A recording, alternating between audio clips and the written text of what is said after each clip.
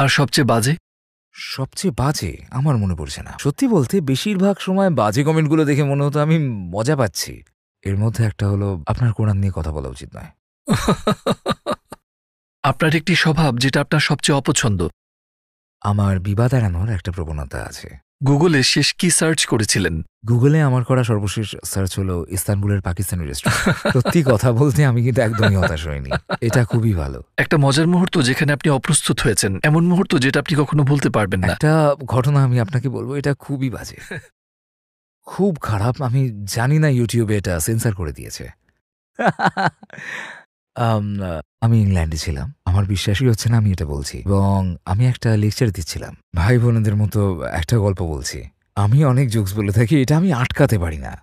এটা যেন তো আমি প্রশ্ন করছি আর মানুষজন চিৎকার করে উত্তর দিচ্ছেন, কিন্তু নারীরা উত্তর দিচ্ছিলেন, বোনেরা অসম্ভব জোরে উত্তর দিচ্ছিলেন, আর ভাইয়েরা যেন নারীদের পাশ থেকে জোরে জোরে চিৎকার আসছিল। আর আমি বললাম, মাশাআল্লাহ, এখানকার বোনেরা তারা খুবই, এবং আমি একটা শব্দ ব্যবহার করি যেটা আমেরিকান ইংলিশে কোনো ব্যাপার না, এনার্জি, উৎসাহ, এইসব বোঝায়, কোনো অশালীন অর্থে নয়। কিন্তু সেই শব্দটা যেটা আমার বলা উচিত হবে না, কারণ ক্যামেরা চলছে। ইংল্যান্ডে এটা ভয়াবহ খারাপ, কারণ ইংল্যান্ড ইংলিশ আর আমেরিকান ইংলিশ দুটো আলাদা একদম, বুঝলেন তো? যে মুহূর্তে আমি এটা বললাম, আমি ভেবেছিলাম এটি এনার্জি, উৎসাহ এসব বোঝায়। হঠাৎ সবাই চেহারায় আমি ভাবছি কি হলো। এরপর একজন স্টেজে এলেন। ইংল্যান্ডের ইংরেজিতে এই শব্দটার মানে হলো এইটা।